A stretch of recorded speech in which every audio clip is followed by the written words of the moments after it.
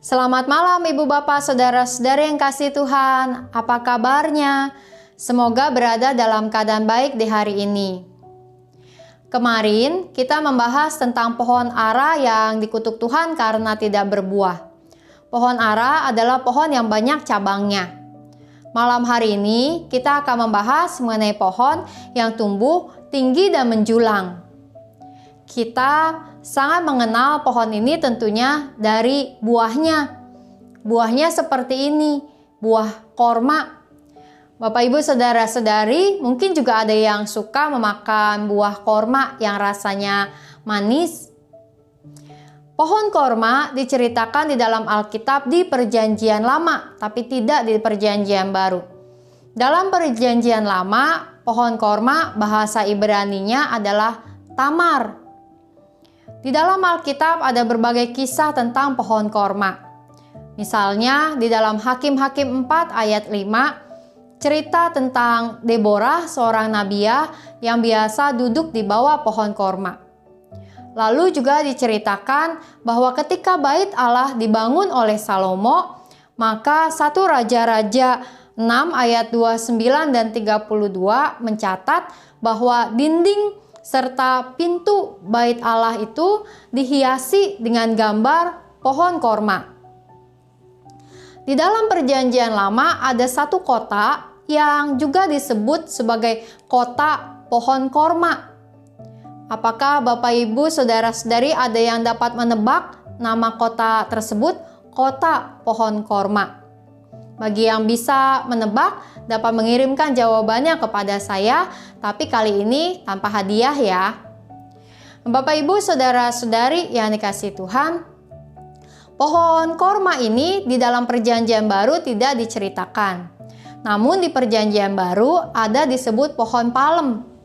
Misalnya Yohanes 12 ayat yang ke-13, Alkitab berkata, mereka mengambil daun-daun palem dan pergi menyongsong dia sambil berseru-seru, Hosana, diberkatilah dia yang datang dalam nama Tuhan, Raja Israel. Kita mengenal ayat ini sebagai kisah tentang Tuhan Yesus yang masuk ke kota Yerusalem dan orang kemudian mengayunkan, melambaikan daun-daun pohon palem. Pohon palem dengan pohon korma berasal dari jenis yang sama. Dan di dalam bahasa Yunaninya di Perjanjian Baru kata yang dipakai adalah poinix. Di dalam bahasa Inggris jika Bapak Ibu melihat Alkitab bahasa Inggris maka pohon korma maupun pohon palem disamakan artinya. Nah, sebagai pohon jenis pinang-pinangan, maka pohon korma ini adalah pohon yang tumbuh dengan tinggi dan menjulang. Dan di dalam Alkitab Pemazmur menggunakan pohon korma ini menjadi gambaran tentang orang yang hidupnya benar, orang yang hidupnya lurus.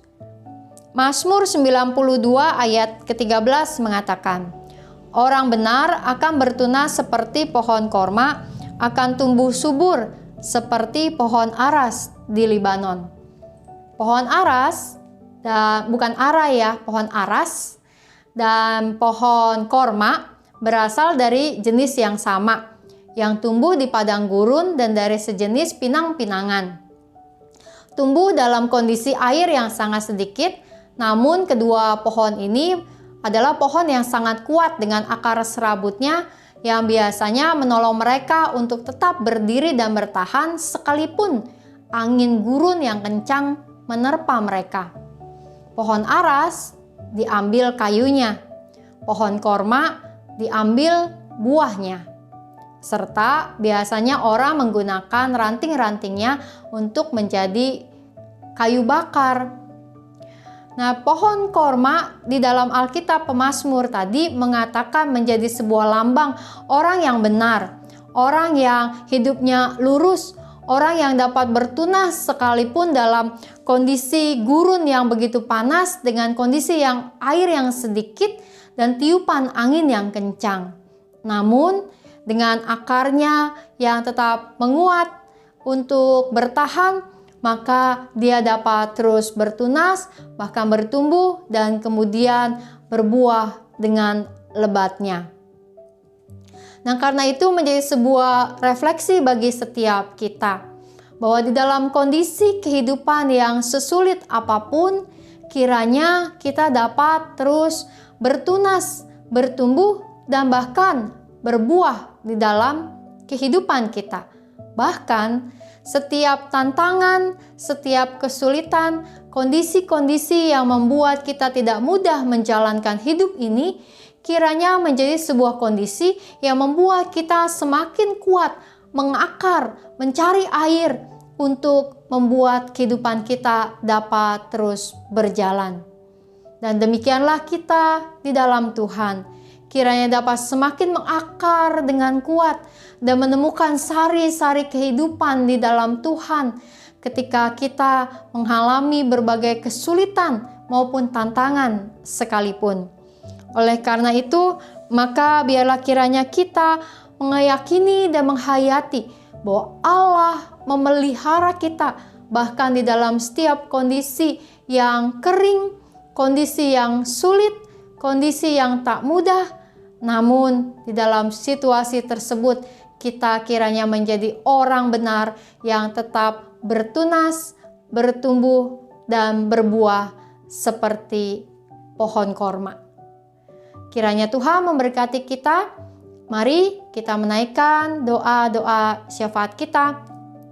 Pokok doa yang pertama, mari kita berdoa agar kita semua dapat menjadi orang yang lurus imannya dan tetap bertahan di dalam setiap kesulitan yang ada. Kita berdoa.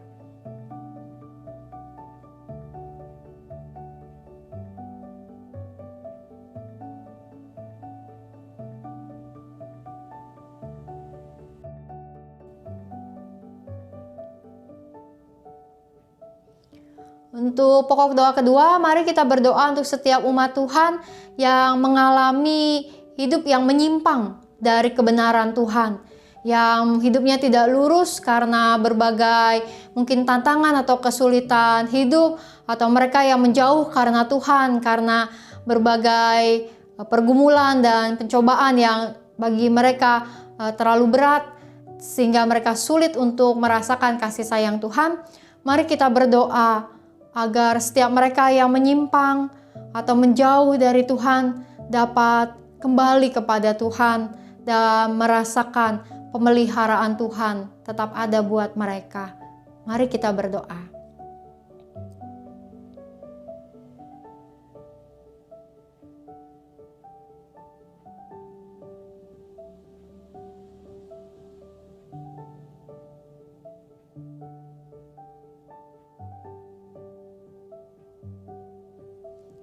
Pokok doa yang ketiga, mari berdoa untuk penanganan COVID-19, untuk kebijakan pemerintah, kerjasama masyarakat, serta juga pelayanan seluruh tim medis dan upaya mencari vaksin dan obat untuk mengatasi COVID-19 ini.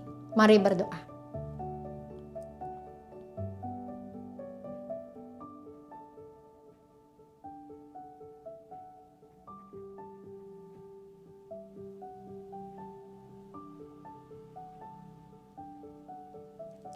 Mari kita berdoa. Allah yang Maha Kasih, di dalam kehidupan kami Tuhan, biarlah kami dapat hidup lurus, hidup sebagai orang-orang yang benar.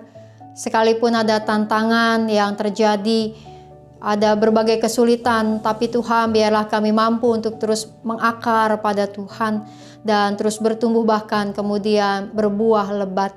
Tuhan, biarlah Engkau yang terus menopang kami di dalam setiap perjalanan hidup kami. Ketika ada banyak godaan dan tantangan, dan ada banyak hal yang kadang membuat kehidupan kami jadi terasa begitu berat, dan kami rasanya sulit untuk merasakan kasih sayang Tuhan. Tapi Tuhan, biarlah kami kembali percaya bahwa di tengah-tengah kesulitan seperti apapun, Engkau menolong kami untuk bertumbuh. Engkau menolong kami untuk terus bertahan. Engkau menolong kami bahkan untuk menjadi seseorang yang tampil lebih kuat lagi menjalankan hidup kami. Tuhan, kami berdoa pada saat ini, untuk berbagai pergumulan kami Tuhan di dalam pandemi ini. Berkatilah setiap keluarga-keluarga kami. Berkatilah kami dengan kesehatan dan kekuatan yang berasal dari Tuhan. Berkatilah ya Tuhan di dalam setiap hari-hari kami ke depan, agar selalu banyak hal yang terus menjadi baik adanya, karena kami menjalaninya dengan Tuhan yang menopang kami. Besertalah dengan kami Tuhan di malam hari ini. Biarlah kami dapat beristirahat dengan baik, dan esok hari kami akan bangun dengan kekuatan dan semangat yang baru dan menjalankan hari yang Kau berikan kepada kami, untuk kami menjadi seorang yang lebih kuat lagi.